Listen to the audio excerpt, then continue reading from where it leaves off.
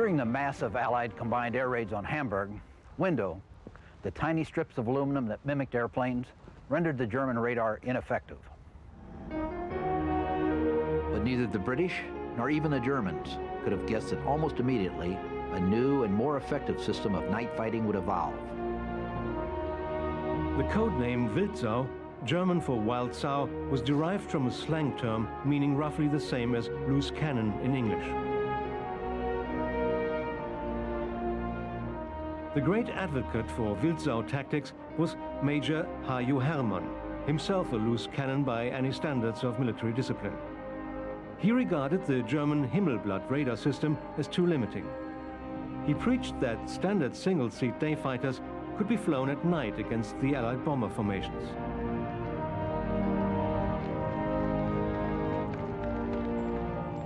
He tested his theory.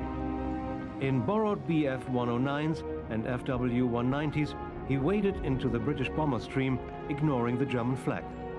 He found that bombers were vulnerable to the day fighters if the searchlights caught them for as little as 30 seconds. It was risky. Nighttime takeoffs and landings were difficult in the German fighters.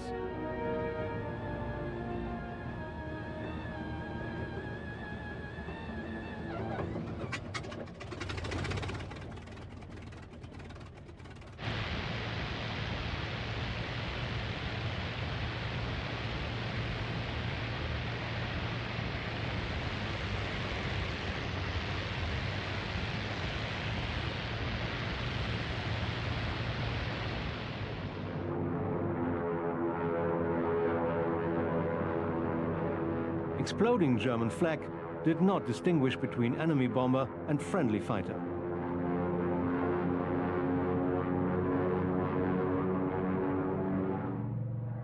Twin-engine fighters, Ju-88s and Bf-110s were introduced to the new system. The day fighters combined with the radar-equipped night fighters to present the British with a new defensive problem. In 1943, the American 8th Air Force could only put 250 to 300 bombers into the air on a mission. But it remained determined to push its bomber offensive into Germany.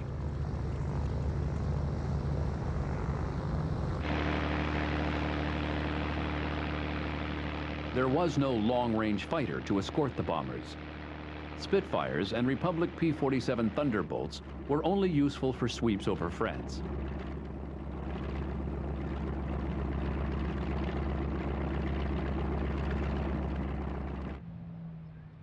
The Lockheed Lightning became available later in 1943. It could reach 600 miles when equipped with drop tanks, but the Lightning was never highly regarded as an air superiority fighter in European skies.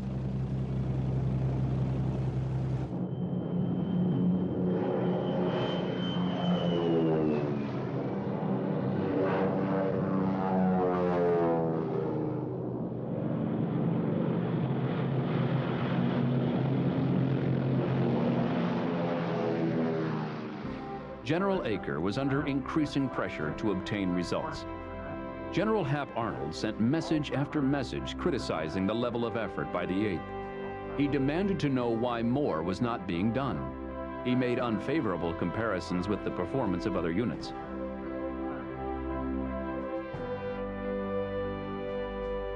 The aggressive Brigadier General William Kepner took over the 8th Fighter Command. Brigadier General Frank Armstrong took over 8th Bomber Command. On July 24, 1943, the 8th Air Force began what became known as Blitz Week. One of the strikes was a 1,900-mile round-trip attack on targets in Norway. It was the longest bombing raid up to that time. There were also attacks on German targets Kiel, Hanover, Hamburg, Kassel, and Warnemünde. 1,720 sorties were flown in the week. 8.5% of the 330 aircraft were lost. With other aircraft damaged, 8th Bomber Command was whittled down to less than 200 heavy bombers. The 8th was also expected to conduct raids outside the European theater. It contributed 2 bomb groups to take part with the 9th Air Force in the low-level raid on Ploiești, Romania. The oil fields at Ploesti provided Germany with 66% of its crude oil.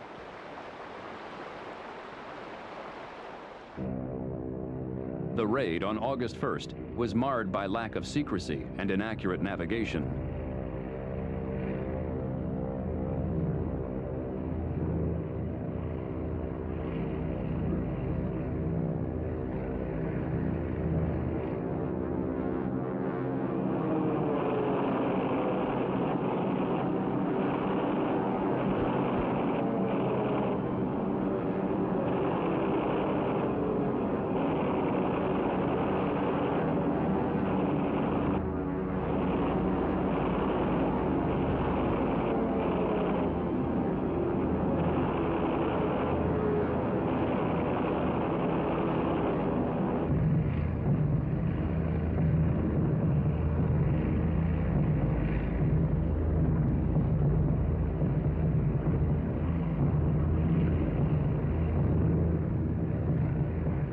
Damage to the oil fields was severe, but easily repaired.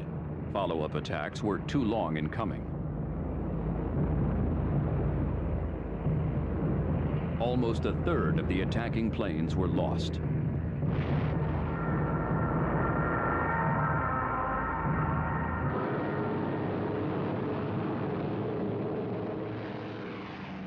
On August 17th, a double strike was made on the ball bearing factories at Schweinfurt and the Messerschmitt factory at Regensburg.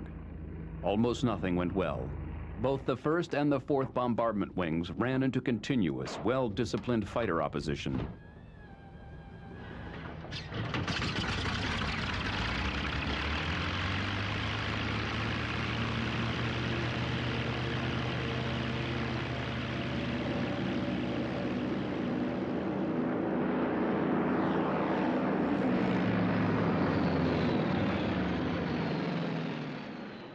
The 4th was strung out in a 15-mile column.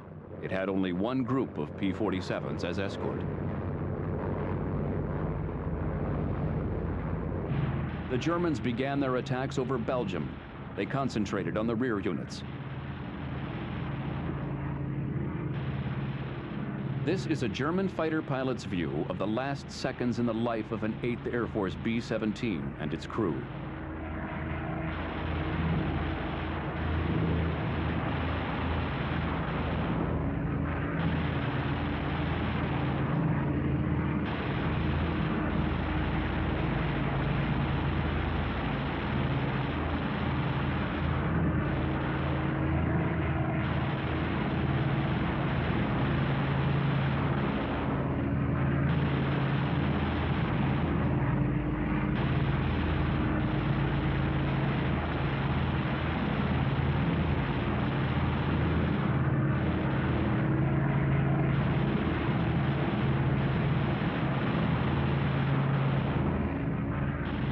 But 127 aircraft of the 4th Bombardment Wing hit the target. It was precision bombing of the first order. 300 tons of bombs devastated the Messerschmitt works. Production of Bf-109s was disrupted for 5 months.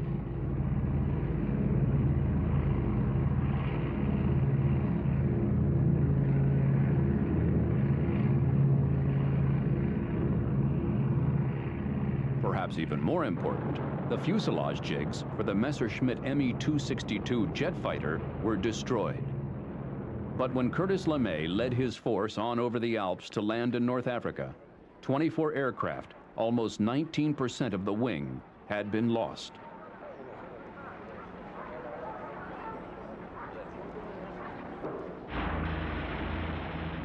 Meanwhile, the 1st Bombardment Wing put 183 bombers over the Schweinfurt factories. Opposition was heavy all the way in and all the way out. 36 aircraft were lost, almost 20%. Schweinfurt was a significant victory for the Luftwaffe. 60 aircraft were shot down. Another 30 had to be left in North Africa because of battle damage. 28 of those that got back to England were heavily battered. The German Air Force had shown that it was still a dangerous opponent.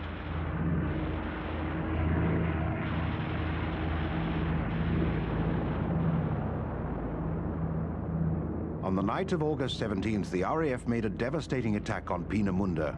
where the secret development of the German V1 and V2 Vengeance weapons was taking place.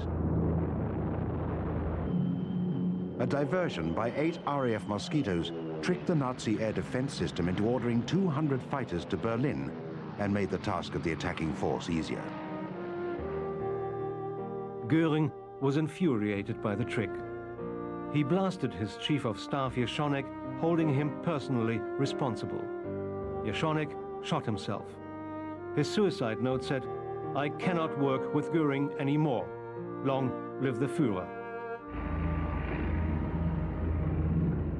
The 8th Air Force losses at Regensburg and Schweinfurt slowed the rate of attacks.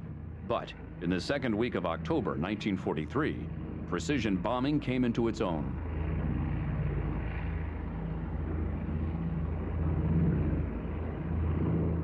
In 3 days, more than 1,000 bombers were dispatched against targets in Germany.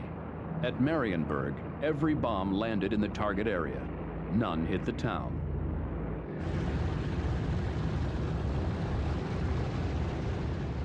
On October 14th, the 8th Air Force went back to Schweinfurt. When their P-47 escort turned back, the Luftwaffe attacked the bomber stream all the way to the target and back to the coast. The Luftwaffe expertly coordinated rocket attacks with air-to-air bombing and massed attacks by cannon-armed fighters. They savaged the 8th formations. A total of 60 aircraft were shot down out of the 229 attacking. It was an unbearable loss rate of 26.5%. No Air Force could sustain such losses. The Luftwaffe had achieved day-air superiority.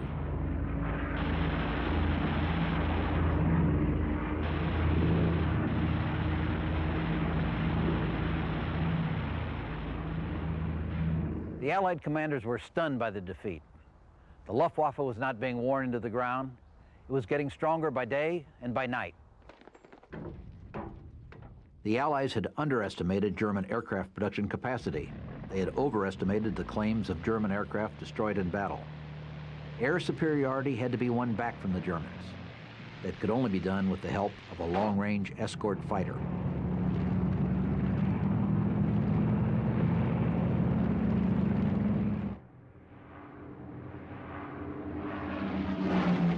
Bad weather halted deep penetrations into Germany by the 8th Air Force for the remainder of 1943. The invasion of Europe depended on securing air superiority from the Luftwaffe, but the Germans were achieving a production miracle that would see 44,000 airplanes produced in 1944.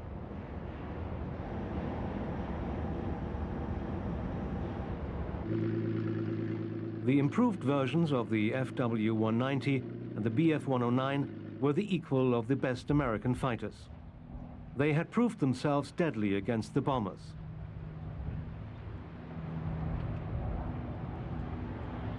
New training methods were improving the quality of German pilots. All of this had an effect on the American leadership.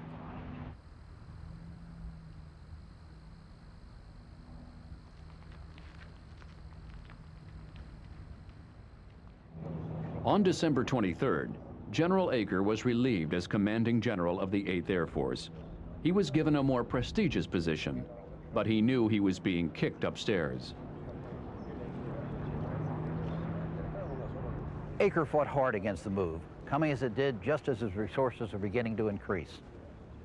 But a good soldier to the end, he accepted the position of Commander, Mediterranean Allied Air Forces.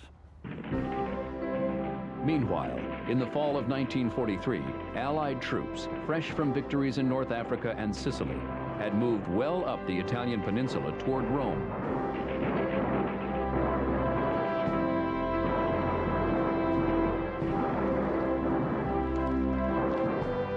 General Hap Arnold decided to split the 12th Air Force into two parts. On November 1st, 1943, Major General James Doolittle was given command of the 15th. 12th Bomber Command became the 15th Air Force, Strategic, a heavy bomber unit. 12th Fighter Command became the 12th Air Force, Tactical. Arnold reasoned that England was already overcrowded and would have difficulty supporting more aircraft. Bases in Italy would offer better weather.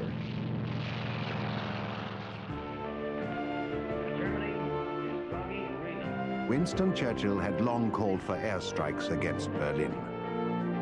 Sir Arthur Harris and General Karl Spaatz believed that if Berlin were destroyed, it would not be necessary to invade the continent. They may well find it impossible to recover. Remember, bomb aimers, the pilots are depending on you to take them right into the aiming point. Now, it's up to you, RAF Bomber Command began its preliminary offensive against Berlin in late August 1943. Bomber Command's strength was about twice that of the American 8th Air Force, and it was growing fast. Beat the government out of an egg tonight.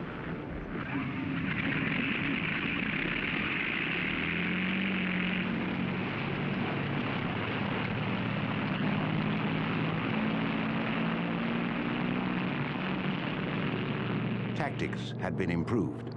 The bomber stream was no longer an endless 300-mile smorgasbord of targets.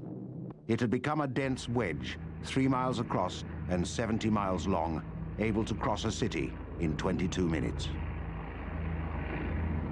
New electronic countermeasures could pick up emissions from an enemy night fighter's radar.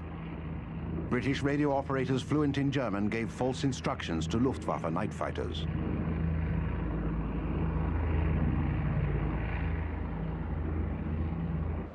But the results of the first heavy raids on Berlin in the late summer of 1943 were not encouraging. The Luftwaffe had recovered its night-fighting prowess. It was now supplementing the Waldsau tactics with Tamesau methods. Twin-engined night fighters were inserted into the bomber stream to acquire targets on their own radar sets. The ground-based observer corps became much more important. It was provided with modern radar to help with a new plotting and control system. This is a captured Heinkel HE-219 Owl night fighter. It handled superbly, was fast and had excellent radar. It was heavily armed with 6 20mm cannon. In the end, only 268 were built, but those that reached squadron service wrought havoc on the bomber streams. The heavy losses in the August raid on Berlin had not deterred Sir Arthur Harris. On November the 3rd, he wrote to Churchill, "We can wreck Berlin from end to end if the USAAF will come in on it. It will cost between 400 and 500 aircraft. It will cost Germany the war." But the 8th Air Force was still in shock from its losses at Schweinfurt, which Harris must have known. Bomber Command began its Battle of Berlin on the night of November the 18th, 1943. It continued until March 1944.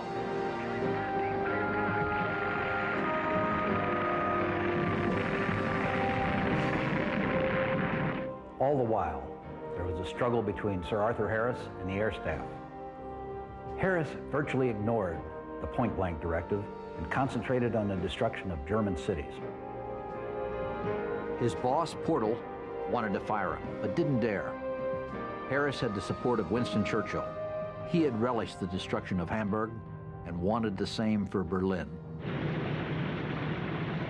Between November and March, Bomber Command would fly 20,224 sorties. Almost half of them were against Berlin. Almost 2,700 aircraft were shot down or heavily damaged. Berlin was a more difficult target than Hamburg. Its area was almost 30 times larger. It was out of range of the British G and oboe navigation and targeting systems. The weather over Germany was miserable for the entire winter. The bombers fought high winds, heavy icing, and the constant concern over night fighters.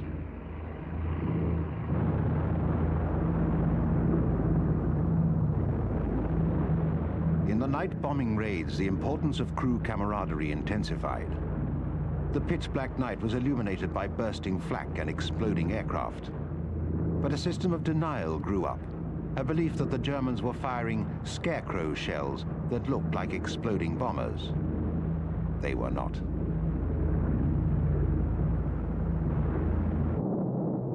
The German night fighters were stalkers, which would edge toward their quarry, totally invisible until they fired at point-blank range.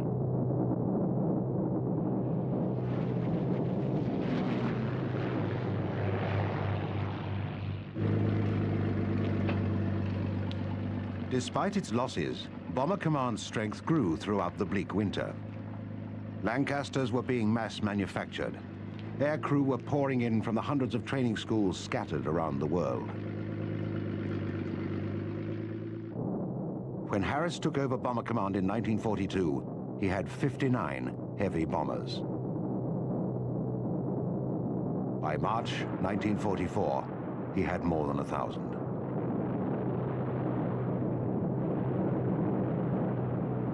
But Bomber Command's losses were high.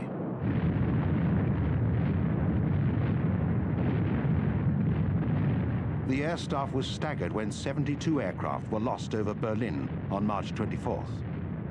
A week later, 976 heavy bombers and 15 Mosquitoes were launched on a raid on Nuremberg. 96 aircraft were shot down. 960 crew members were lost in a raid that resulted in 138 German deaths. It was an impossible situation, even for Harris. But fate was about to intervene on two fronts. Politically, the requirements for Operation Overlord, the invasion of Europe, took precedence.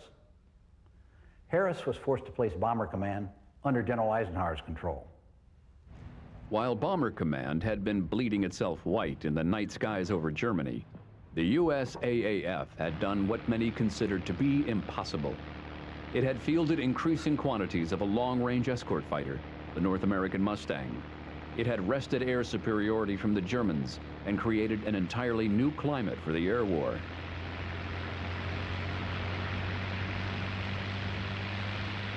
Before America entered the war, the Anglo-French Purchasing Commission invited North American aviation to become a second source for building Curtiss P-40 fighters.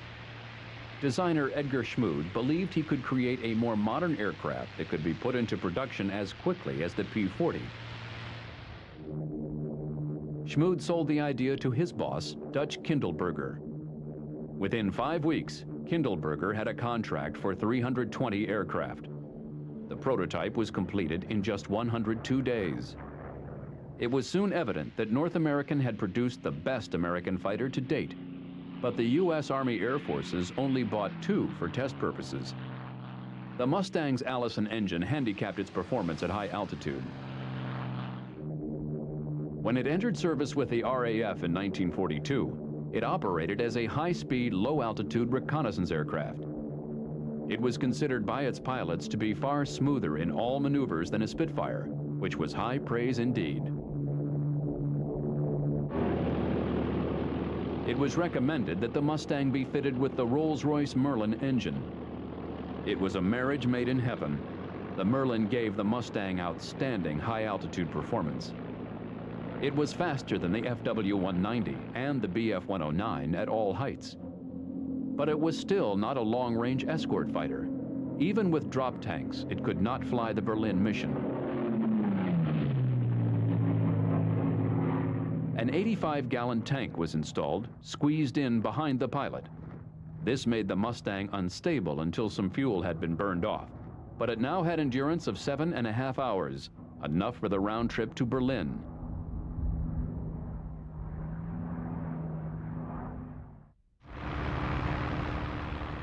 The first long-distance escort to Germany was flown on December 13, 1943. It was a round trip of almost 1,000 miles, escorting 710 bombers. The Mustang had arrived. The USAAF made the mistake of having its escort fighters fly in close formation with the bombers. Their first duty was to bring the bombers back alive.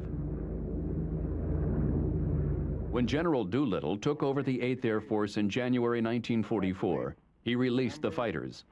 His philosophy was that the first duty of 8th Air Force fighters is to destroy German fighters.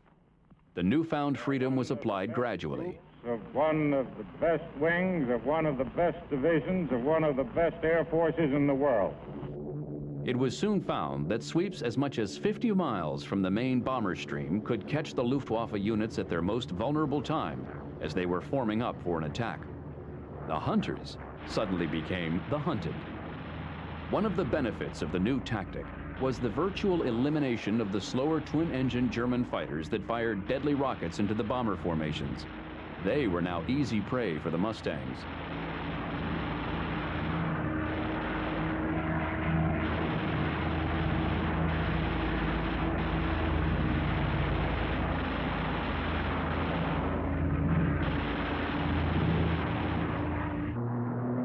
Operation Argument called for the elimination of the Luftwaffe by continuous attrition and by attacks on German fighter and component production.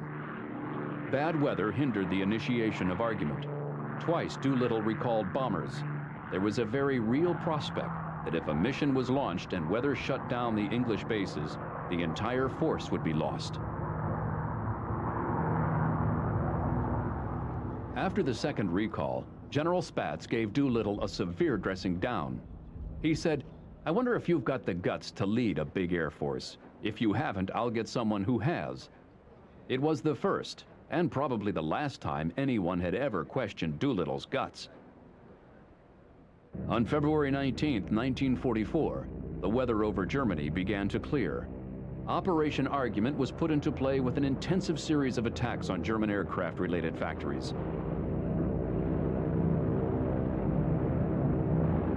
Bomber Command joined the 8th and 15th Air Forces in this series of attacks. The weight of the Allied effort was demoralizing to the Germans. They were kept up all night by the RAF. Then, by day, they had to witness the spectacle of 1,000 American aircraft on one mission. Contrails streaming behind the combat boxes of bombers surrounded by fighters.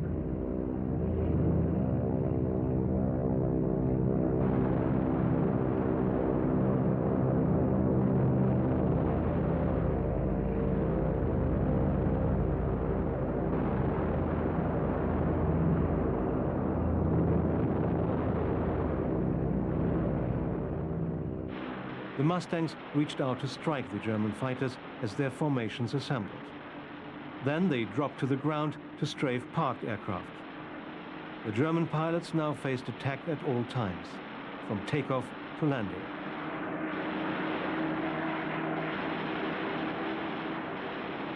It was the realization of an impossible dream, a fighter with enough range to escort bombers and enough speed and maneuverability to defeat the German fighters. The period between February 19th and February 25th was called Big Week. When it was finished, 10,000 tons of bombs had been dropped, more than the 8th had dropped in the whole of its first year of operations. The fighters had flown 3,673 sorties. Their loss rate was less than 1%. The German Air Force was defeated. It lost more than 2,000 aircraft in February alone. In March, it lost almost the same number.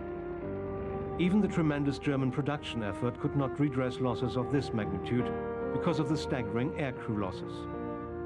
After March, there was an obvious decline in the quality of the Luftwaffe pilots. And there was not enough fuel to adequately train replacements.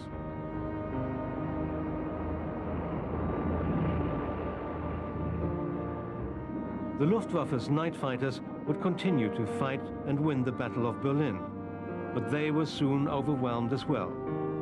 Allied strength grew every day, both in quantity and quality. From February on, the Luftwaffe declined to oppose daylight bombing on a full-scale basis. By April, it was clear that the objectives of Operations Point Blank and Argument had been achieved. The Allies had the air superiority needed to permit an invasion. Air superiority had been won by the long-range fighter, using the bomber formations to entice the Luftwaffe to fight.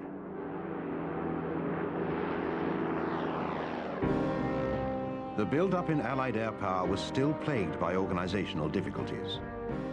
Below the top level of command, there was controversy over territory and personality clashes between leaders. Air Chief Marshal Sir Trafford Leigh-Mallory was notorious for being difficult to work with. He was Air Commander of the Allied Expeditionary Air Force. This was made up of the RAF's 2nd Tactical Air Force and Fighter Command and the US 9th Air Force.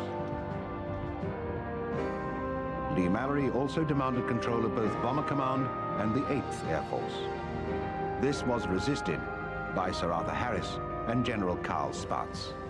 But their quarrel was diverted by other considerations. Spaatz considered German oil production to be the most vulnerable target. He believed that he now had the forces to destroy synthetic oil production in Germany and bring the country to its knees. Harris didn't believe that the oil industry was a better target than any other, but he certainly preferred it to the alternative Lee-Mallory supported, concentration on the German transportation system.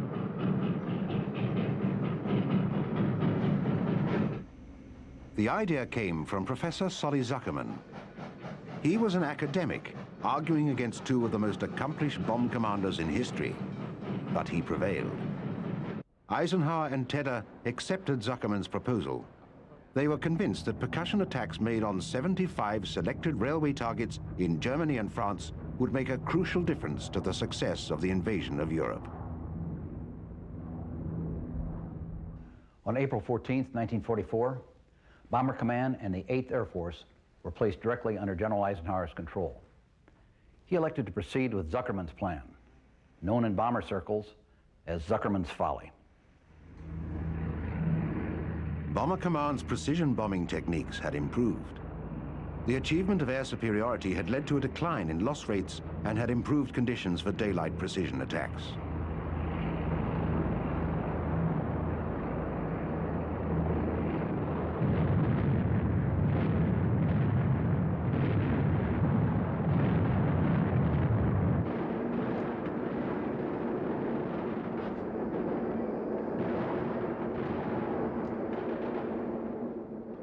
On D-Day, June the 6th, 1944, Allied forces returned to Europe. In the weeks after D-Day, the Allied air forces demonstrated the extent of their crushing air superiority. They flew almost 500,000 sorties. The Luftwaffe was almost totally suppressed. It was confined to isolated attacks that had no measurable effect.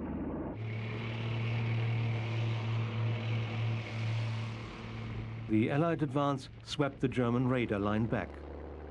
By the end of August 1944, Luftwaffe night fighters had no early warning network.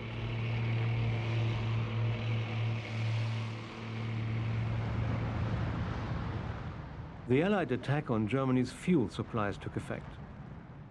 After July, the Luftwaffe's day and night operations were severely curtailed.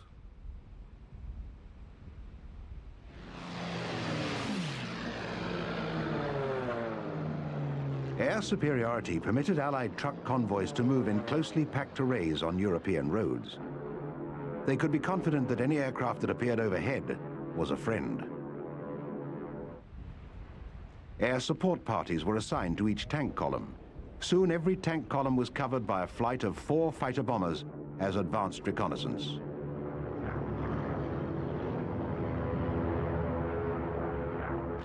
In August, the Luftwaffe build-up in France threatened General George Patton's Third Army. It was part of Hitler's last desperate attempt to throw the Allies out of France with a counterattack by German troops and panzers. The German forces were halted by fierce American resistance on the ground and the combined assaults of hundreds of British and American fighter bombers. Their rockets destroyed the German tank and vehicle concentrations.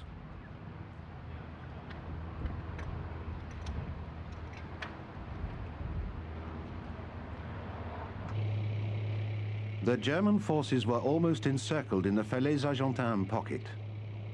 They made a densely packed target for the concentration of Allied air power overhead. It was so thick that formations had to wait in line for their turn to dive in and attack. German infantrymen complained that their opposite numbers were unwilling to fight until they'd received overwhelming fighter-bomber support. They were right. The Allies had the power, and they flaunted it.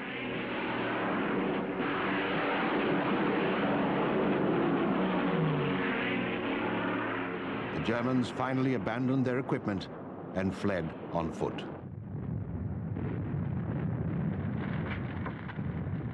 In the meantime, strategic bombing went on day and night. At last, concentration was on the oil industry. The Ploesti oil fields were destroyed. By September 1944, they were occupied.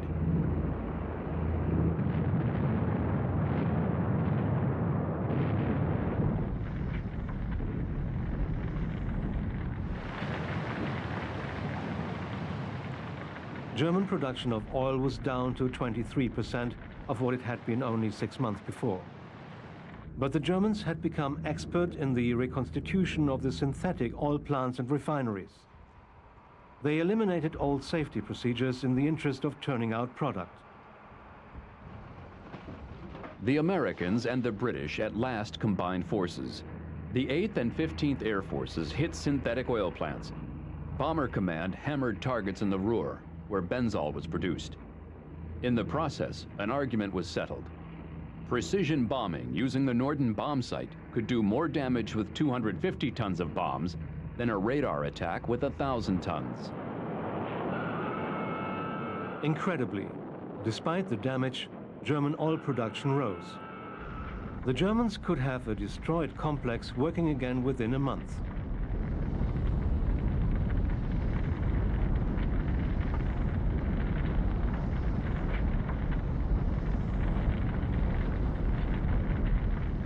By December, the focus of the bombing was shifted from the synthetic oil industry to stopping the German offensive in the Ardennes. But that very offensive was doomed by a shortage of gasoline. Even as all Germany was going up in flames, the German motor vehicle industry reached new peaks of production. But like the aircraft industry, the armored vehicle industry was dispersed. Another path to halting production was to destroy the rail and canal networks that linked subcontractors to the main assembly plants. The strategic bombers took on the rail centers.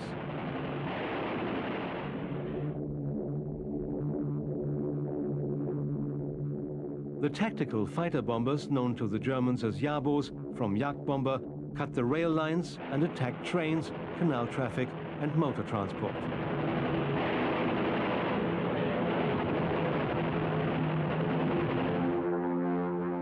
Yet, incredibly, amid the rain of bombs and bad news in 1944, German production rose, and with it, German inventiveness. The Luftwaffe's fighter arm had seen a vast increase in the numbers of aircraft available to it. The Jägerstab was set up under Albert Speer's Ministry for Armaments and War Production. Under Speer's aegis, monthly fighter production shot up, reaching 3,000 in September 1944. Most of the German fighters were improved models of the aircraft types that had begun the war. A few new models had been introduced. The most important was the Focke-Wulf 190. For a long time, sensible development of aircraft had been held back by the inept leadership of Colonel General Ernst Udet. He had been totally unqualified to lead the technical department of the State Ministry of Aviation. His department produced some terrible planes, but it was capable of producing the most advanced aircraft of the war. The Messerschmitt Me-262 jet fighter, with its swept wings, heavy armament, and 540 miles an hour top speed, was easily the best fighter of the war.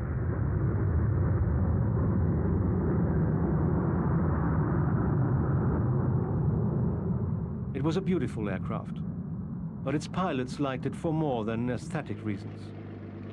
By the time it began to appear in service in late 1944, the Allies dominated the air. The Me-262 gave Luftwaffe pilots at least a slim chance for survival. About 1,433 Me-262s were delivered to the Luftwaffe, but only about 300 got into operation. The rest were destroyed on the production lines or on their way to the combat units.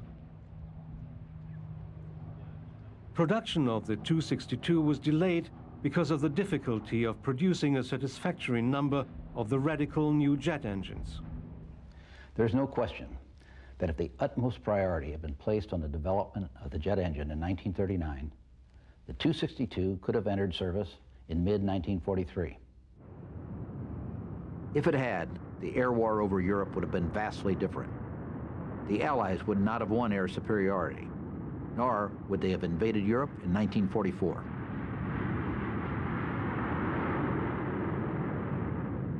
Another German engineering triumph was the Arado AR-234 Blitz. It was the first operational jet bomber and a superb reconnaissance plane. It was almost as fast as the Me-262, and it had a greater range.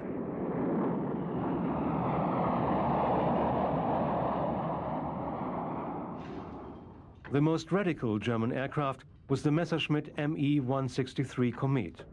It was a rocket-powered flying wing interceptor.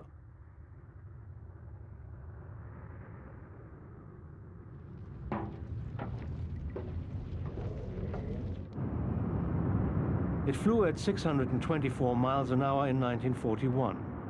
That was such a fantastic feat that any self-respecting Allied spy would have refused to believe it. The liquid rocket motor used extremely volatile fuels. Any mishap, even a bounced landing, could cause an explosion. 300 Kometen were built, but they achieved only 9 kills in combat, including 2 probables.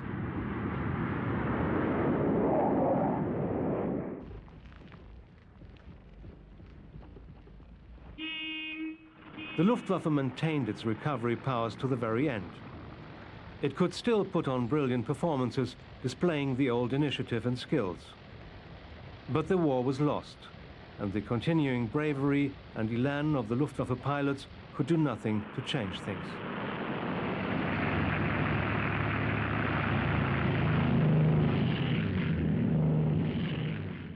By March 1945, the collapse of the Luftwaffe left the defense of Germany virtually in the hands of 60 Messerschmitt Me-262s of JG7.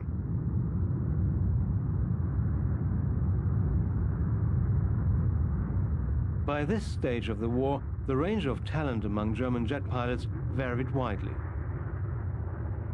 Some were experts with thousands of hours of flying time, others were fresh from flying school. A few were aces, well experienced in the Me-262. A special Me-262 unit of aces, Jagdverband 44, was formed. It got into action quickly and scored some victories. But not even the Me-262 could redress the balance. Time had at last run out for the Luftwaffe.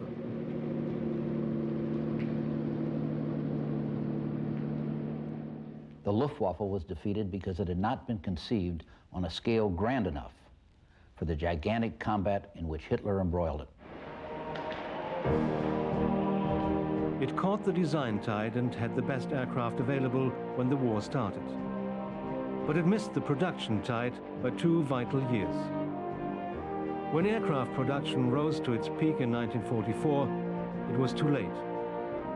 The Luftwaffe was also ill-served by its leadership. Reichsmarschall Hermann Göring was derelict in his direction of the Luftwaffe after 1939.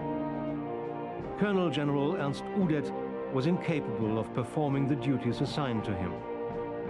Colonel General Hans Jeschonek was too immature for his responsibilities. With such leaders, even the brilliant Erhard Milch, Adolf Galland, and Wolfram von Richthofen could not prevent the Luftwaffe's defeat. All the heroism of the many aces, all the selfless duty of the mechanics and the factory workers, and all the stoic heroism of the civilian populace were wasted. Dresden, a city of 600,000 people, had been little touched by the war. Its center was a warren of timber houses ready to be burned. Many Dresdeners came to assume that it was Allied policy to spare a city of such immense cultural value. This was naive, to say the least.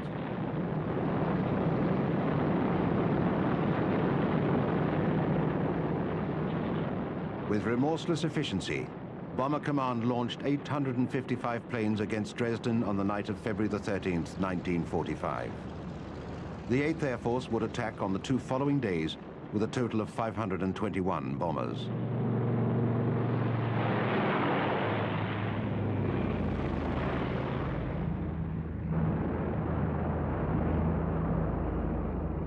Massive fires erupted. The German and neutral press protested at the extensive damage and loss of life. Official German police records eventually calculated somewhere between 35,000 and 60,000 killed or missing.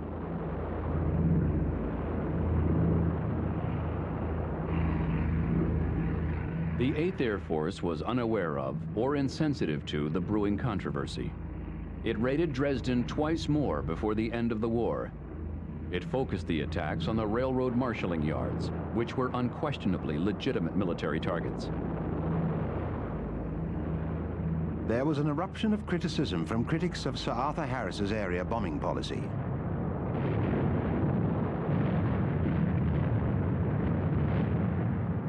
Harris, the scapegoat of choice, was quick to point out that the Joint Chiefs of Staff had designated Dresden as a primary target because it was a key transportation center. The decision to bomb was officially supported by Stalin, Roosevelt, Churchill, and Eisenhower. It is important to recall the psychology of the time. Germany was a dreaded enemy. Even though Germany lay in ruins, the Führer, Adolf Hitler, commanded the loyalty and respect of his nation and the absolute obedience of his soldiers. No one knew how long the war would go on or how many thousands of people would be killed. Dresden was a military target because it had crucial rail, governmental, and industrial facilities. The Soviet Union wanted it bombed to help the advancement of its armies. Only when Portal and Churchill sensed the public outrage did they attempt to distance themselves from the decision to bomb Dresden.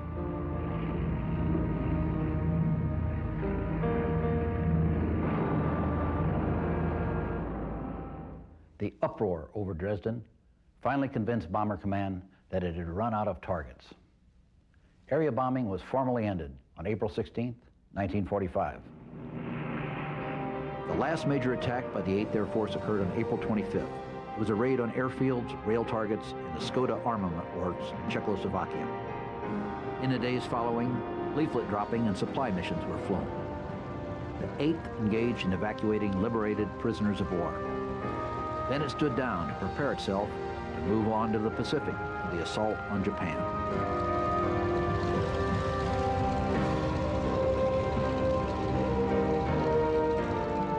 The air war was over in Europe.